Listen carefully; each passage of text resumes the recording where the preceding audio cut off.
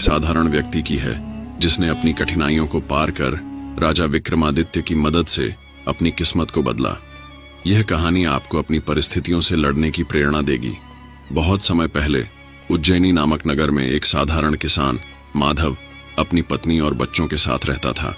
माधव एक नेक दिल इंसान था, लेकिन जीवन में बार बार असफलताओं का सामना करता था। बारिश न होने के कारण उसकी फसलें बर्बाद हो जाती। पैसे की कमी के कारण उसे अपने दोस्तों और रिश्तेदारों से ताने सुनने पड़ते। माधव के मन में यह धारणा बैठ गई थी कि उसकी किस्मत ही खराब है। हर रोज वह अपने भाग्य को कोसता और भगवान से शिकायत करता। धीरे धीरे उसका आत्मविश्वास बिल्कुल खत्म हो गया। एक दिन परेशान होकर माधव जंगल की ओर चला गया। वहां वह अकेला बैठकर रो रहा था। तभी उसे एक बूढ़े साधु ने देखा। साधु ने पूछा, वत्स, क्यों रो रहे हो? माधव ने अपने जीवन की समस्याओं को विस्तार से बताया।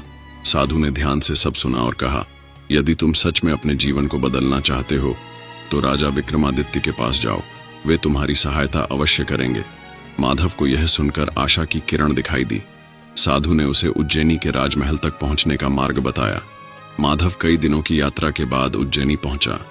राजा विक्रमादित्य को अपनी न्यायप्रियता और अद्भुत बुद्धिमत्ता के लिए जाना जाता था। माधव ने महल में जाकर अपना दुखड़ा सुनाया। राजा ने धैर्यपूर्वक उसकी बातें सुनी और मुस्कुराते हुए कहा, तुम्हारी समस्या तुम्हारी किस्मत नहीं, तुम्हारा आत्मविश्वास है। जब तक तुम खुद पर विश्वास नहीं करोगे तब तक कोई भी तुम्हारी मदद नहीं कर सकता। माधव ने राजा से पूछा, महाराज, मैं क्या करूं कि मेरा आत्मविश्वास वापस आ सके? राजा विक्रमादित्य ने माधव को एक चुनौती दी। उन्होंने उसे जंगल में स्थित एक प्राचीन मंदिर का पता बताया और कहा, उस मंदिर में एक दिव्य दीप जलता है। अगर तुम उस दीप को बिना बुझाए यहां तक ले आओ तो तुम्हारा भाग्य बदल सकता है।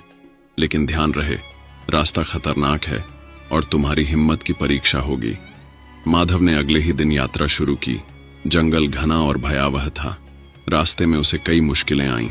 जंगली जानवरों की आवाजें, अंधकारमय रास्ते और खतरनाक पहाड़ियों ने उसे डराने की कोशिश की, लेकिन हर बार वह राजा के शब्दों को याद करता, तुम्हारी किस्मत तुम्हारे आत्मविश्वास में है। आखिरकार कई दिनों की कठिन यात्रा के बाद माधव उस मंदिर तक पहुंचा। उसने देखा कि दीप बहुत तेजी से जल रहा था। माधव ने दीप को उठाया और मन ही मन प्रण किया कि वह इसे बुझने नहीं देगा। दीप लेकर लौटते समय उसे और भी खतरों का सामना करना पड़ा।